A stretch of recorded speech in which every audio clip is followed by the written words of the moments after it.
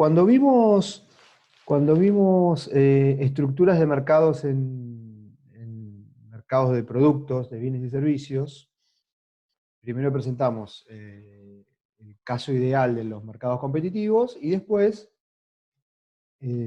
presentamos eh, salidas o divergencias de ese esquema a partir de empezar a presentar los casos en los que los supuestos de competencia perfecta no se cumplen, y en particular respecto de la cantidad de participantes, pudimos presentar variantes de competencia imperfecta. Y la variante extrema respecto del caso de mercado competitivo con muchos participantes, tanto por el lado de la demanda como por el lado de la oferta, en particular por el lado de la oferta, es el caso de monopolio. ¿Qué estuvimos haciendo nosotros con mercado de factores de la clase pasada? Estuvimos presentando nociones generales basándonos en la idea de, o en la existencia de un mercado de tipo competitivo, es decir, con participantes, con muchos y pequeños, tanto por el lado de la demanda como por el lado de la oferta. Y eso es lo que determinaba eh, las principales características de las condiciones de equilibrio que estuvimos revisando en la clase pasada. Condiciones de equilibrio que después en un momento mostramos que eran consistentes con las condiciones de equilibrio en el mercado de productos, de bienes y servicios. La condición de igualar el ingreso de producto marginal con la variante que representara el gasto marginal, en particular el salario cuando el mercado es competitivo, es consistente con los criterios generales que habíamos puesto de maximización de beneficios en los mercados de productos.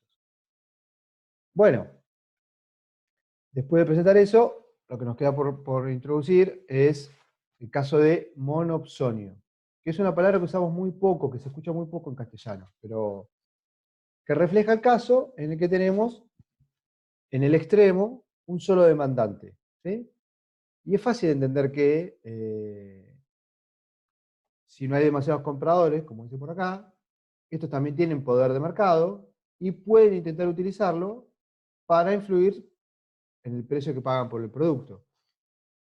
Si cuando veíamos que en el caso del monopolista, el que tiene poder de monopolio lo utiliza para intentar cobrar el precio más alto que pueda, dada la cantidad que le conviene producir, acá, cuando soy comprador y lo que pasa es que yo estoy gastando, porque estoy contratando factores productivos, obviamente lo que voy a querer es eh, aprovechar ese poder de mercado que tengo por ser el único o uno de los pocos compradores y tratar de pagar lo menos que pueda por ese producto, en este caso factores productivos e insumos para la producción que yo necesite para mi actividad productiva.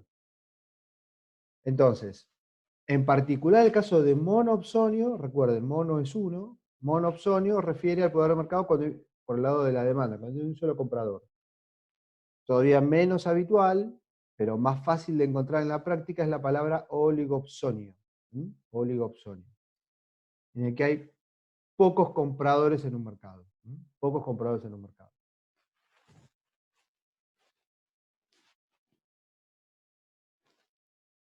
Básicamente, el resumen es lo que tenemos acá al final. El poder de monopsonio, lo que permite aquel que tiene algún grado de poder de monopsonio, sea porque es el único o porque son pocos, lo que le permite, como decíamos, es comprar el factor productivo a un precio inferior al que estaría vigente en un mercado competitivo. ¿Sí? Factor productivo o los insumos de producción que fueran necesarios para la actividad. ¿Sí? Bien. Habíamos presentado el otro día, pero lo vamos a reiterar ahora, la idea de que si uno enfrenta a todo, recuerden, estamos hablando de demanda por factores, ¿no? Entonces, la curva, perdón, o la gráfica de color celeste representa al empresario monoopsonista, ¿sí? Mientras que las curvas entre morada y rosada representan la situación de la oferta en el mercado. En este caso, de la oferta de factores productivos. Y el punto es que y estuvimos viendo en particular al final de la clase pasada, el caso de la oferta de trabajo. Cuando uno enfrenta a toda la oferta en un mercado, porque es el monoopcionista, enfrenta, salvo algún caso particular, mercado de factores en los que a medida que va aumentando la demanda por esos factores, el precio que hay que pagar por ese factor productivo va creciendo. ¿Dónde vemos eso? En la gráfica que tenemos aquí, que es el gasto medio. ¿Cuánto voy pagando en promedio por todas las unidades que voy contratando? ¿Sí?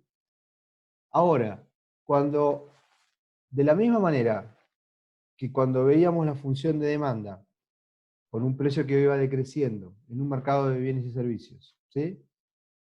Podíamos entender que el ingreso adicional por cada unidad vendida iba cayendo porque la nueva unidad la estoy vendiendo a un precio más bajo y eso hace que me baje el precio de todas las unidades anteriores, de todas las unidades que vendo, y eso es lo que hace que pueda distinguir el ingreso medio por unidad vendida respecto del ingreso adicional, que es el ingreso marginal por la nueva unidad vendida. Podemos pensar lo mismo cuando analizamos cuánto estoy gastando yo como comprador, en este caso comprador monopsónico, porque soy el único, por enfrentarme a todo el mercado. Yo compro a determinada cantidad en ese mercado, porque soy el único, a determinado precio, ¿sí? A determinada remuneración por... un segundito, Facundo. Eh, por unidad de factor, a determinada remuneración por unidad de factor. Para comprar más, si yo pretendiera contratar más, las condiciones de la oferta son que para estar dispuestos a ofrecer más los oferentes en ese mercado, me pedirían un sueldo más alto o una remuneración más alta. Entonces, lo que termina pasando es que el gasto marginal, el gasto adicional, si yo pago un sueldo superior, supongamos que estamos hablando de salarios, un sueldo superior al último trabajador que incorporo, lo que suponemos es que por regulación laboral, eso se lo tengo que pagar a todos los anteriores. Entonces, no solo gasto un poco más porque incorporo un trabajador más al que le estoy pagando un sueldo, sino que al tener que pagar un sueldo más alto a él y compensarlo con la diferencia a todos los anteriores que yo tengo contratados, o en alguna medida compensar a los que ya tengo trabajando, eso hace que el gasto adicional no sea solo el salario que estoy pagando, sino todo lo que incorporo para los demás. Entonces, eso es lo que muestra que el gasto marginal es creciente y superior al gasto medio, al gasto promedio por unidad, a medida que voy queriendo contratar más según mi función de demanda. ¿Sí? Entonces, eso permite distinguir gasto marginal y gasto medio. Y como siempre como hay que tener presente siempre que estamos analizando decisiones de cuánto o hasta dónde contratar o cuándo no me conviene contratar, y, y como vimos en diversos casos de bienes, se aplica el criterio de que yo estoy analizando mis ingresos adicionales contra por vender, y eso vendrá por este lado, el ingreso del producto marginal, recuerden, cuánto agrego de ingresos por vender, versus cuánto agrego de gastos. Mientras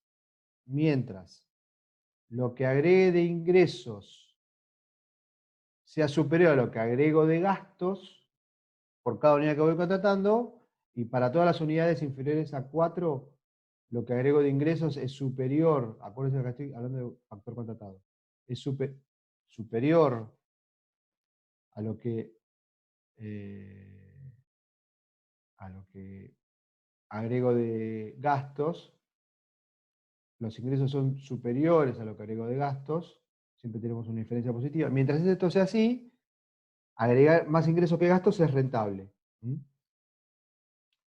Mientras que si me pasara, ocurre que no, que estoy agregando para cada unidad, por ejemplo, para esta unidad aquí, supongamos que fuera aquí, estoy agregando más gastos, que lo veo sobre la curva de gasto marginal, que ingresos, que lo veo sobre la curva de ingreso, que devienen de la curva de ingreso de producto marginal. ¿Sí? Imaginariamente esto. Entonces, si yo estoy agregando por contratar 5 unidades y media, de alguna manera, unidades de factor trabajo, no es rentable para mí, o podría estar mejor contratando menos, que implica gastar menos y tener ingresos más altos por las unidades. Ahora sí, Facundo, perdón que demoré en contestarte. Te escucho. No, está bien. Yo no terminé de comprender esto, me acuerdo cuando lo leí, por qué siempre se supone que cuando alguien tiene poder de monopsonio, qué sé yo, empieza a aumentar su curva de gasto marginal a medida que va comprando. O sea, entiendo que es por una cuestión de que, bueno, vas comprando más, entonces el precio te va aumentando, pero ¿por qué siempre, suponete lo que se me ocurría a mí, están enfrente a un mercado de factores competitivo, ¿no? Entonces, ¿por qué aumentaría el precio? ¿Me expliqué? Sí, acordate que lo que hay que distinguir es la situación del empresario individual y cuando enfrenta a un oferente. A ver, a ver. Acá lo que hay que tener claro es que si yo enfrento a todo el mercado, todos los oferentes en el mercado en este caso, no van a estar dispuestos a ofrecer todos al mismo precio. ¿Sí? Porque su disposición a ofrecer no tiene por qué ser igual para todos. ¿Mm? ¿Se entiende el punto? Sí. Por más que Es, el producto sea homogéneo, me da igual a quién comprarle.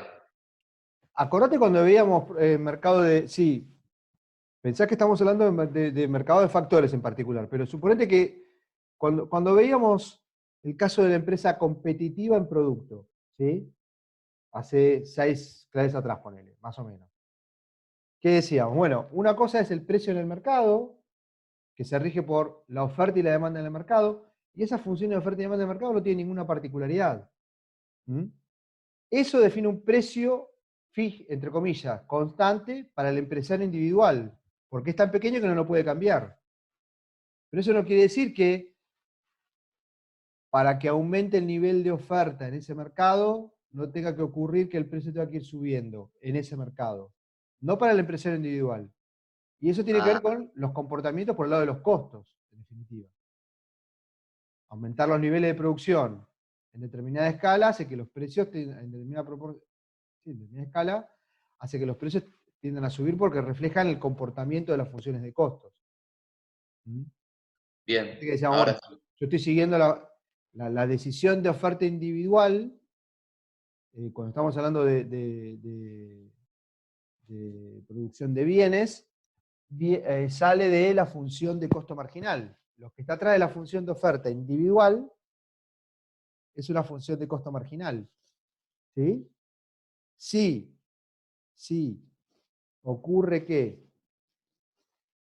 una función de costo marginal que muestra que a medida que crece el nivel de producción, el costo adicional por cada unidad que produzco más, o de manera adicional, es creciente. Si este mercado, perdón, vamos a borrar para no tener rayas. Si esto fuera la demanda por producción de bienes tipo insumos, atrás de esta función, que es una función de oferta, está ese tipo de comportamiento de los costos de producción. ¿Sí? Y si fueran exclusivamente factores productivos, atrás de que la función de oferta, gasto medio, sea creciente, lo que está es el reconocimiento de que no necesariamente la oferta de ese factor productivo es completamente elástica o perfectamente elástica. Porque justamente lo que ocurre es que para la gran mayoría de los casos, lo que tenés es que empieza a haber escaseces de algún tipo porque la oferta no es perfectamente elástica. ¿sí? Y si la oferta no es perfectamente elástica porque no hay una abundancia total o ilimitada de ese factor productivo en este caso, entonces la oferta tiene pendiente positiva. Y luego que esto sea mayor, tiene que ver con lo que explicaba hace 2 minutos. ¿Se entiende? Sí, creo que lo que me quedó fue esto de que me decís ahora a lo último, de que, parate, que ahí en el texto lo dice, que se encuentra en el punto... esto, ya que la decisión de comprar una unidad más eleva el precio que debe pagarse por todas las unidades, no solo por la última. Eso, Por porque esto es que bien. decíamos, de que en general, por cómo funcionan los mercados, por ejemplo los mercados laborales, si estás en un lugar, obviamente que esto tiene matices y casos, digo, ¿no? Pero si vos incorporás un trabajador adicional, pensá en un esquema de producción bien fordista, ¿sí? Bien como de producción en línea, bien fordista. Vos incorporás un nuevo obrero, ¿sí? O un nuevo trabajador, y le pagás para incorporarlo, porque ese mercado, supongamos que ese mercado ya estaba con muy poco desempleo, el mercado laboral, con muy poco desempleo. Si hay poco desempleo, eso significa que hay poca oferta disponible sin ser contratada. ¿Sí? Si ocurre eso, para poder contratar más trabajadores en el mercado laboral, tengo que ofrecer salarios más altos. Ahora, lo traigo a trabajar a la fábrica, ese trabajador al que le estoy, o a la actividad productiva, al que le estoy pagando, al que le ofrecí un salario un poco más alto eh, que lo que ya venía anteriormente ofreciendo a los que tenía trabajando en mi empresa. Ahora, una vez que lo traigo y le pago 11 pesos cuando todos les pagaba 10, no solo tengo que pagar 11 a ese nuevo, sino que ese peso de diferencia, para ponerlo sencillo, con lo que le pagaba a los anteriores, también lo tengo que incorporar. ¿Mm? Entonces, no solo gasto más porque incorporé uno nuevo, sino porque ese nuevo me implicó mejorar relativamente la situación de los demás.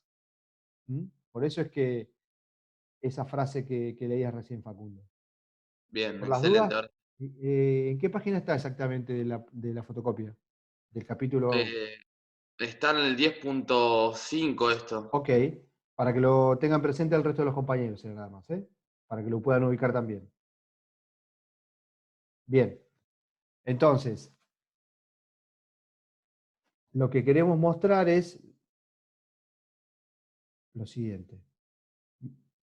Mientras que esta es la función de gasto medio, yo tomo las decisiones, dijimos siempre, contra funciones marginales.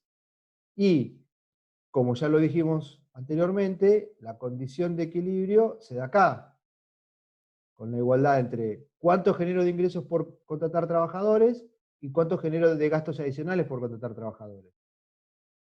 Ahora, una vez que identifico esta cantidad, veo cuánto me correspondería pagarle. ¿Mm? ¿Y eso dónde lo veo? En la función de gasto medio. ¿Sí? Como hacíamos en el caso de monopolio, pero a la inversa. Y ahora lo vamos a mostrar para que todos lo puedan ver en un gráfico a continuación.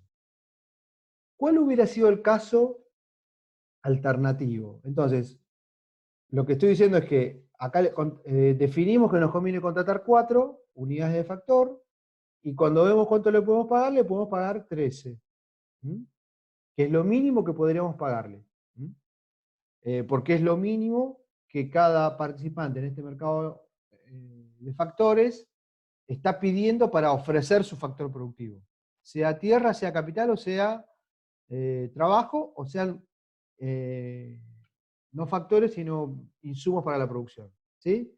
Lo mínimo que me piden, siempre acuérdense, perdón, es la función de oferta. La función de oferta es cuánto yo pido como mínimo para estar dispuesto a ofrecer algo. Bueno, lo mínimo que yo tendría que pagar, en este caso para 13 unidades, para 4 unidades es 13 en salario. ¿Sí? Acá está la W de salario. Bueno, si por el contrario fuera un mercado competitivo, ¿qué se ve? ¿Contra qué se iguala? Como cuando lo vimos en el caso monopólico, se iguala contra la función de demanda o contra la función de oferta, en este caso, contra la función de gasto medio, que es equivalente o análogo a la función de ingreso medio cuando veíamos el caso monopólico. Si este fuera el caso, hubiera correspondido en este punto identificar la cantidad de equilibrio, claramente una cantidad mayor, y esa cantidad mayor, para que los oferentes estén dispuestos a ofrecer esa cantidad mayor, hay que pagar más. Hubiera habido que pagar más. Entonces, la ventaja que tiene el monoopcionista es que define cuánto contrata siguiendo o teniendo en cuenta el ingreso marginal, perdón, el gasto marginal y su función de demanda propia, para después pagar menos, que si hubiera actuado siguiendo una regla de tipo competitiva, en la que esta distinción entre gasto marginal y gasto medio no entraría en consideración, justamente por las características de mercado competitivo, porque yo no distinguiría esa diferencia como comprador, porque si fuera un comprador individual competitivo, el precio me viene dado por el valor del mercado, entonces yo no lo voy a poder modificar, y por eso, cuando uno es un comprador competitivo, todo es igual al gasto medio. Entonces, como vimos la situación de que en monopolio de productos, de bienes y servicios, yo elegía un precio para cobrar más alto que el que me hubiera tocado en el caso competitivo, o siguiendo la regla competitiva, en el caso de demanda monoopsónica, no soy el único que compra, no el único que vende, sino el único que compra, logro pagar menos por lo que estoy comprando que si fuera uno de los muchos compradores. Y eso que refleja poder de mercado. Por eso, al final de cuentas, el salario correspondiente en la situación de comprador monoopsónico es más bajo que el salario competitivo. W salario, la C de competitivo. Acá lo que tenemos para mostrar gráficamente es la analogía entre monopolio y monoopsónico, recordando lo que acababa de decir. En monopolio, que decíamos, bueno, yo considero la curva o la referencia que yo tengo para tomar decisiones particulares mías, que es mi costo marginal, contra el ingreso marginal que define la función de demanda del mercado. Eso me permite elegir qué cantidad me conviene producir, y luego veo qué tan alto la puedo cobrar. ¿Qué tan alto la puedo cobrar? Y este es el precio que cobra el monopolista. En cambio, si siguiera la regla de tipo monopólica, acuérdense que la regla de tipo competitiva es costo marginal igual a precio. ¿Sí? El costo marginal son mis condiciones de producción, el precio es lo que me define el mercado. ¿Dónde veo eso? En la función de demanda del mercado. Acuérdense que esto es también la función de demanda. El ingreso medio es el precio que voy cobrando por cada unidad que vamos vendiendo. Que como es la función de demanda de mercado, es decreciente. Entonces, esta que es la regla particular del caso competitivo, nos lleva a este punto, que implicaría, como ya sabemos, una cantidad mayor y un precio más bajo por ese producto. El monopolista que elige, cuando puede elegir libremente, esta cantidad menor y este precio más alto. Tratar de cobrar ese precio más alto. Al lado lo que tenemos es lo que mostrábamos recién para el caso de monoopsonio, que es análogo a este punto. Mientras que acá, en el caso de monopolio en producto, termino comprando menos y pagando más y cobrando más caro que en el caso competitivo. Lo mismo pasa en oligopolio, en el caso de monoopsonio, en la demanda de factores. Termino, comparado con el caso competitivo, pagando menos, contratando menos o adquiriendo menos unidades de producción, que si hubiera tenido la regla de tipo competitiva, que hubiera sido ingreso medio respecto de ingreso marginal, de producto marginal respecto de el gasto medio, que hubiera sido el valor de salario, seguramente. Entonces,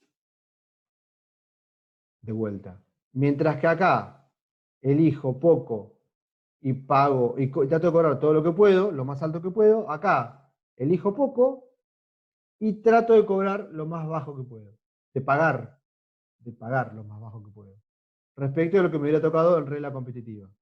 Mientras que en monopolio logro cobrar un precio más alto que si hubiera estado en situación competitiva, en monopsonio logro pagar por lo que compro menos que lo que hubiera comprado y tenido que pagar en situación de participante competitivo. ¿Sí? Esa distancia entre la función de gasto marginal y la función de gasto medio, esta distancia, al igual que esta distancia cuando veamos monopolio, es lo que me indica el nivel del poder de monopsonio del que disfruta, eh, el monopsonista. Recuerden que en algún momento, cuando veíamos esta altura o esta diferencia, decíamos cuando las funciones de demanda son más elásticas, más aplanadas, esta distancia entre ingreso medio e ingreso marginal es más pequeña, entonces el poder de mercado es menor. Cuando las funciones, si las funciones de demanda en el mercado de producto son más elásticas, entonces la distancia entre precio y costo marginal son más pequeñas que cuando son más inelásticas, como en este caso que son muy empinadas, esta distancia es muy alta. Cuando vamos al caso de análisis del monopsonio, la referencia es igual. Cuanto más empinadas sean estas funciones, mayor va a ser esta diferencia. ¿Sí? Cuanto más empinadas, quiere decir que son más inelásticas, que quiere decir que la oferta de factores es más inelástica. Cuanto más elástica es la oferta de factores, estas funciones son más aplanadas. Entonces, esta distancia, esta diferencia de altura entre uno y otro es menor. ¿Sí? Entonces,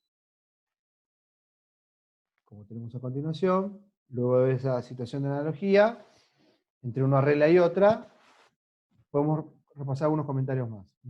¿Qué conclusiones tenemos acá para destacar? Que hay muchos mercados en los que esto ocurre, en el que hay pocos compradores, automotrices a neumáticos, automotrices o determinadas empresas a abastecedores de combustible. Muchas actividades tienen este atributo, que son pocos compradores para algún tipo de producto. Si tengo poder de monopsonio, es que voy a poder comprar a un valor inferior al del valor marginal que eso me genera en términos de gasto. ¿Sí? ¿En qué medida o qué tan inferior es? Depende del grado de elasticidad de la oferta a la que se enfrenta el comprador. Si la oferta es muy elástica, es decir, aplanada, el margen de reducción es pequeño. Y eso implica poco poder de monopsonio. Lo que decíamos recién. Mientras que si la oferta es muy elástica, el margen es mayor. Gráficamente recuerden, si esto es muy elástico, como estos que son bastante empinadas, esta distancia es alta.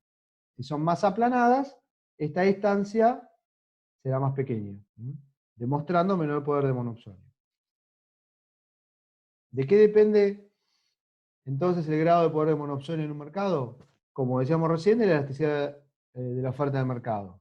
Del número de compradores, cuanto más chico es el número de compradores en el extremo 1, más se puede influir en el nivel de precio. Y, por último, algo que también vimos, o que ya presentamos cuando analizamos el caso del oligopolio, que es el de la relación entre los compradores. En aquel caso hablábamos de la relación entre productores, y cuando hablábamos de la relación entre productores decíamos, bueno, es posible ver que si los oligopolistas, nosotros lo analizamos con casos de duopolios, pero los oligopolistas, si logran acordar entre ellos y actuar de manera monopólica, como si fueran un monopolio, seguramente tendrían niveles de beneficio más altos que si compitieran entre ellos. Y por esa razón es que podrían, esos mayores beneficios deriven de poder cobrar precios más altos y vender menores cantidades, que les permitiría generar rentas más altas, ¿no? O beneficios extraordinarios mayores. Bueno, de manera análoga, si somos pocos posibles compradores, si en vez de competir entre nosotros por adquirir los productos o los factores productivos que vayamos a consumir, a demandar, acordáramos entre nosotros cómo actuar, eso implicaría coludir, ¿sí? Si compitieran menos o incluso coludieran, los precios de los factores que van a comprar no suben mucho y tendrían mayor poder de monopsonio que si fueran pocos compradores pero disputados entre ellos. Lo que resulta completamente intuitivo. Somos 3 compradores para ir a abastecernos en un mercado en el que hay muchos oferentes y pequeños en particular. Bueno, ¿por qué no arreglamos entre nosotros en vez de ir a pelearnos por ver a quién contratamos? Cuando digo pelearnos es tratar de disputarnos a esos proveedores de insumos o de factores productivos, y que si nos disputamos esos proveedores estamos compitiendo entre nosotros, y la forma para competir es pagando mejor. Y si pagamos mejor, gastamos más. Y si gastamos más, tenemos menor rentabilidad. Entonces, ¿cuánto mejor para nosotros podría ser, acordar de alguna manera, pagar poco? Seguramente eso nos permitiría tener mayores beneficios. Ahora, como también vimos, luego vienen las posibilidades de mantener esos acuerdos, que es lo que analizamos a través de las nociones de teoría de juegos, ¿se acuerdan? En particular con el caso del dilema del prisionero. ¿Qué tan sostenibles son las posibilidades de mantener acuerdos en el tiempo? Y que no primen otros incentivos a engañar a los que acordaron con nosotros. Bueno, acá no lo presentamos, pero ese tipo de incentivos a romper acuerdos existen. Pero lo que queremos señalar antes que analizar eso, que no lo hacemos, que no lo presentamos, es el hecho de entender que, de manera análoga a lo que vimos cuando éramos pocos vendedores, si somos pocos compradores, tiene más lógica que tendría más lógica, iría más en consonancia con otros intereses, tratar de acordar de manera de lograr pagar lo menos que podamos. Por último, vamos a presentar costos sociales del monopsonio. Sí, y acá, ¿qué estamos haciendo? Lo mismo que estuvimos haciendo en las distintas situaciones en las que fuimos mostrando cómo hay pérdida de bienestar medido por la magnitud de los excedentes de consumidor y de productor, cuando nos alejamos de las situaciones de equilibrio de tipo competitivo. ¿Sí? Lo vimos en el caso de regulaciones de precios o de incorporación de impuestos respecto de la situación de mercado en un mercado competitivo. Lo vimos cuando incorporamos al monopolio, que son distintas formas, o por regulaciones o por características de los mercados, de alejarnos de la situación competitiva. Y pudimos identificar las pérdidas de excedentes de consumidor y de productor en cada caso. Ahora lo vamos a identificar para el caso de monopsonio. Recuerden, si fuera la situación competitiva, esta es la función de demanda del productor monopsonista, del comprador monopsonista, perdón. Esta es la función de oferta de mercado. Este punto, con esta cantidad, sería la cantidad competitiva. Acá uno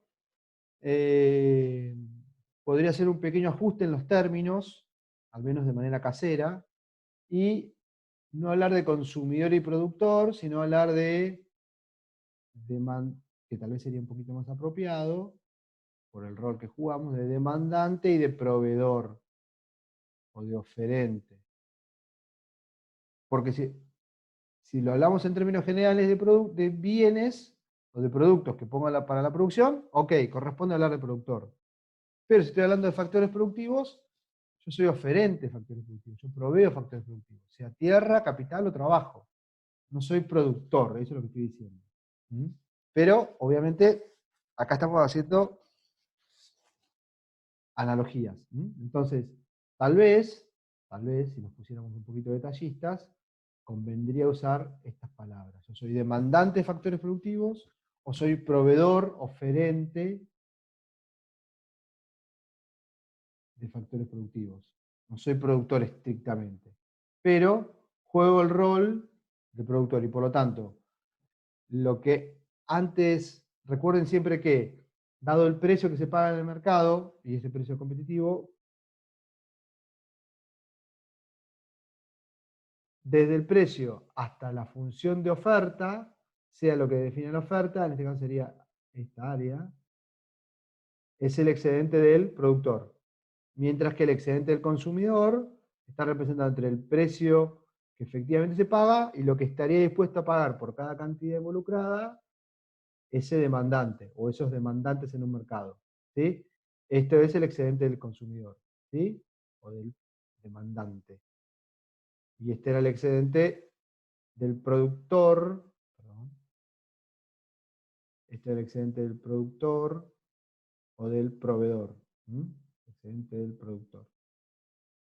Un segundito, Patricia. Oh, perdón, dale, pregúntame ahora mejor. Te escucho. Patricia, ¿te podés sacarle el silencio y preguntarme o fue por error? A ver. Ah, ok, no hay problema. Sí, dice que fue por error. Dale, no hay problema, gracias. Entonces, recuerden. Ay, a ver.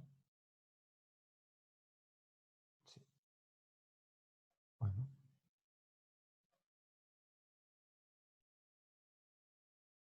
Esto es el excedente del productor o del oferente, y este es el excedente del consumidor o demandante, ¿sí?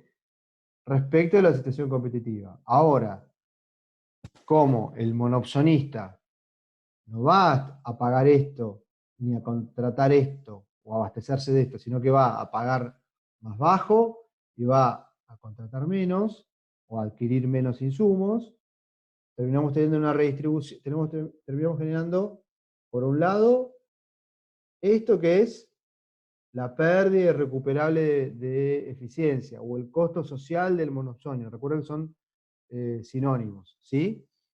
Y recuerden que la idea de social acá refiere a que estoy perdiendo bienestar, tanto por el lado del consumidor como por el lado del productor. Y que no necesariamente son uno en cada caso.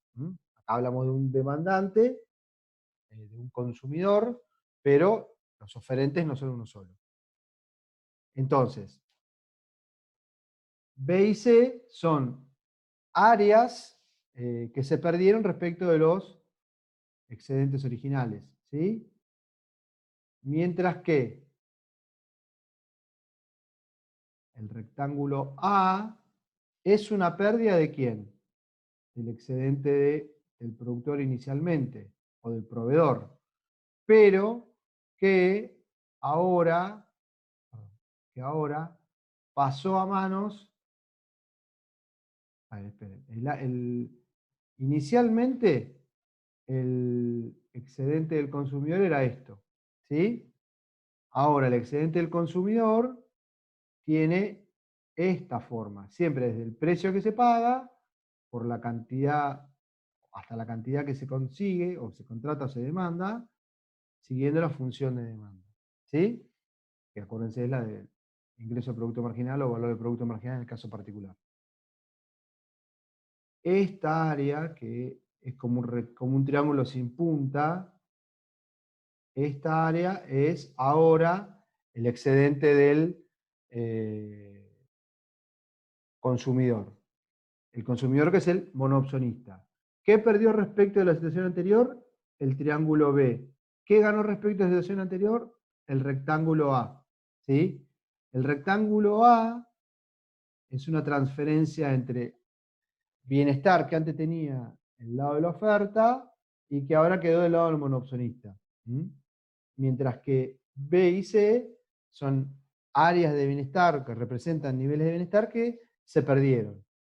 B y C es lo que se perdió por estar en una situación monopsónica que lleva a contratar menos que la situación competitiva y que implica pérdida de bienestar, que no se recupera.